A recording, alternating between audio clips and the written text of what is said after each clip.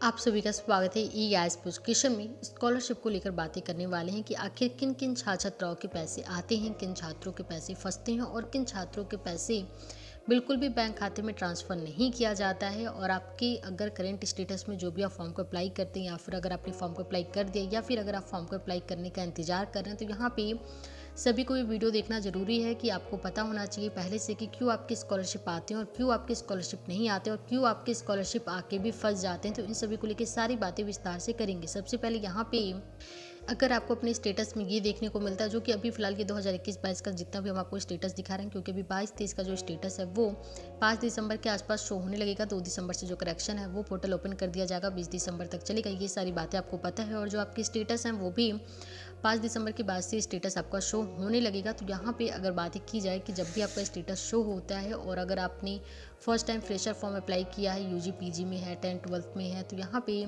चाहे आप फ्रेशर में होते हैं या फिर अगर आपने रिन्यूअल किया है, नवीनीकरण करके अपने फॉर्म को अप्लाई किया, जिसके भी तहत अपने फॉर्म को अप्लाई किया, तो जिनका भी रिन्यूअल होगा उनको पता होगा अपने पिछले साल की कि किस तरीके से आपकी स्कॉलरशिप आए नहीं आए, फिर बजट खत्म हुआ, क्या क्या सारी सिचुएशन बनी, वो सारी चीज़ें आपको पता है। बाकी जिनका फ्रेशर होगा, रिन्यूअल होगा, यहाँ पे ये वीडियो सभी के लिए ज़रूरी है। और इसके साथ ही अगर आप चैनल पर पहली बार आए, चैनल को सब्सक्राइब कीजिए, बेल आइकन को क्लिक कीजिए।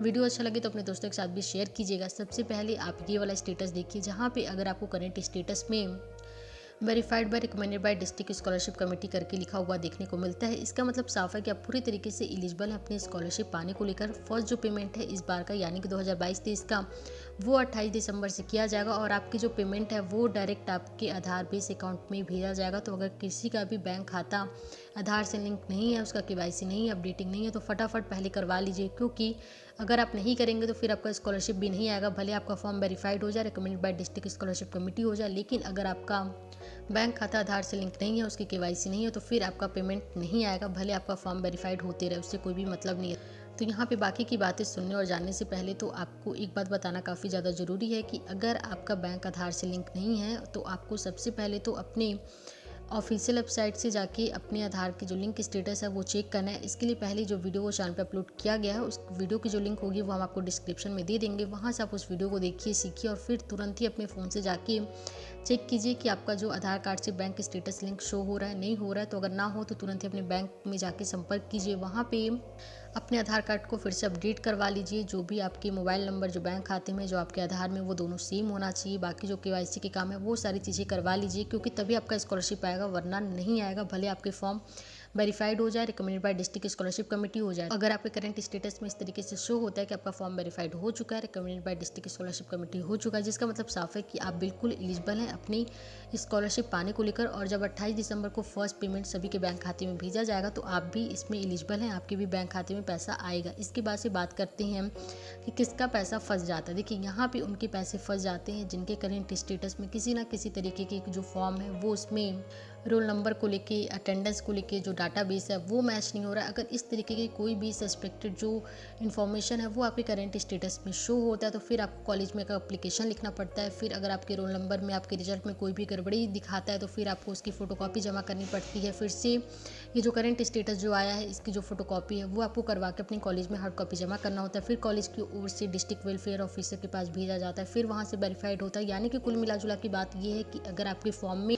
कोई भी संदेश पर डाटा शो होगा, जैसे कि अभी आप लोग 2 दिसंबर से जो करेक्शन करेंगे और उसमें जिनका भी रिजल्ट नहीं अपलोड हुआ होगा या फिर जिन्होंने भी नॉट रिजल्ट डिक्लेयर करके अपने फॉर्म को अप्लाई किया होगा, तो वो सभी लोग अपने फॉर्म में करेक्शन करेंगे। और इस तरीके के जितने भी फॉर्म होते हैं वो संदेश पे डाटा होते हैं और इनके जो स्कॉलरशिप हैं वो फंसते हैं। यानी कि कुल मिला जुला के आने के भी चांसेस बनते हैं और नहीं भी आने के चांसेस बनते हैं, क्योंकि इसमें एक अच्छा खासा लंबा जो टाइम इंतजार है वो लगेगा। और 28 दिसंबर को जो फर्स्ट पेमेंट किया जाएगा उसमें भी कम चांसेस है कि ये जो छात्र छात्राएं होंगे इन्हें मिलेगा। लेकिन 28 दिसंबर को जब फर्स्ट पेमेंट किया जाएगा तो उनमें उन सभी छात्र छात्राओं को मिलेगा जिनके भी फॉर्म वेरीफाइड हो चुके हैं। इसके बाद से किसके पैसे बिल्कुल भी नहीं आते हैं, तो यहाँ पे जिनके भी फॉर्म को डिस्ट्रिक्ट से रिजेक्ट कर दिया जाता है, तो फिर आपके पास कोई भी ऑप्शन नहीं बचता है कि आपकी पेमेंट स्कॉलरशिप कमेटी की ओर से किया जाएगा, यानी कि आपका भी स्कॉलरशिप नहीं आएगा। अगर आपके फॉर्म को कॉलेज से रिजेक्ट किया जाता है या फिर डिस्ट्रिक्ट से रिजेक्ट कर दिया जाता है, आप अपने डिस्ट्रिक्ट वेलफेयर जो ऑफिसर होते हैं वहाँ पे जाके उनके ऑफिस में आप संपर्क कर सकते हैं, एक एप्लीकेशन देंगे,